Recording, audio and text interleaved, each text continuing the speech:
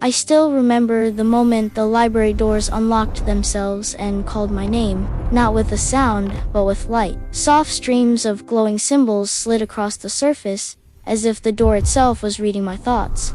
And that's when I realized this wasn't a normal library at all. This place wasn't built just to store books. It was built to choose who was ready. What if the future of knowledge wasn't being guarded by machines or grown-ups in tall towers? What if it was being protected by kids like us? I didn't know yet that the glowing books could rewrite memories, or that the floating shelves were actually watching us, quietly tracking every idea we touched. I didn't know that one wrong choice could erase an entire invention from history before it was ever born. All I knew was that this place felt alive. It had secrets layered beneath secrets. And somehow, it had chosen us. If you love futuristic adventures and hidden worlds like this one, stay close to the story and join the journey, because the library only opens for curious minds willing to explore. The future library doesn't exist on any map. It sits between seconds, hidden behind a building that looks empty and forgotten to everyone else. People walk past it every day without noticing a thing, but when we stepped inside, the world exploded into color. The floors glowed bright blue beneath our feet. Golden shelves drifted gently through the air, rearranging themselves like they were thinking. Books hummed softly, not loudly enough to hear, but just enough to feel. The light wasn't harsh. It was warm, welcoming. I wasn't alone. There were other kids, too.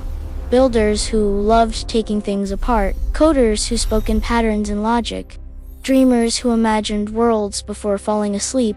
No adults anywhere. No rules posted on the walls. Just a bright symbol floating above us, slowly spinning, watching us like it was studying, not our faces, but our intentions. That's when the library spoke. Not out loud, but directly into our minds.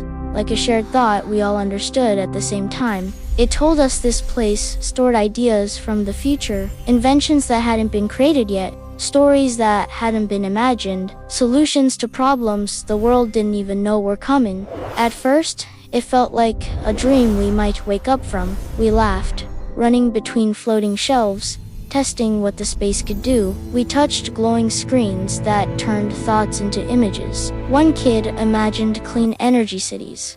And suddenly, a massive hologram skyline bloomed in the air, powered by sunlight and wind. Another thought about ending hunger, and the shelves shifted again, revealing plans and systems we couldn't fully understand yet, but we could feel their importance. That's when something strange happened.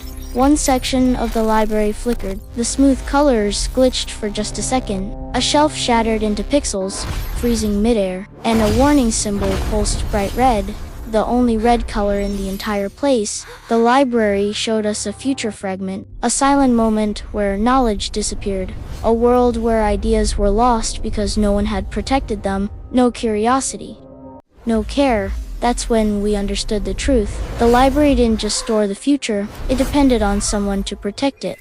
Us. We weren't chosen because we were perfect. We weren't the smartest or the strongest. We were chosen because we were curious, creative, and brave enough to learn instead of control. As days passed, or what felt like days, inside a place where time didn't behave normally, we trained. We learned how to balance powerful ideas so they wouldn't be misused. We learned how to protect inventions before the world was ready for them. We unlocked books that only opened when we worked together, combining different ways of thinking. With every challenge we completed, the library grew brighter, more alive, more hopeful. But deep inside, one final room stayed sealed. A door made of pure light, too bright to look at directly. When the door finally opened, time itself seemed to pause. Inside was a single book, glowing brighter than all the others combined. The Future Index. It didn't just show inventions, it showed responsibility. It showed who would guide the world forward. The pages shifted, reflecting our faces, not as heroes, not as rulers, but as guardians of ideas. That's when we realized the library wasn't about controlling the future, it was about protecting the freedom to imagine it. When we placed our hands together on the book, the entire library pulsed with color, brighter than ever before. The shelves aligned, the light stabilized, the future felt alive again, and it trusted us. When we stepped back outside, the building looked empty once more. silent, ordinary. But we knew the truth. The future isn't written by adults alone. It's shaped by curious kids who dare to learn, question, and imagine. And somewhere between seconds, beyond maps and time, the future library is still waiting for the next generation to open its doors. If you're ready for the next adventure, like the story, subscribe and step into the future with us.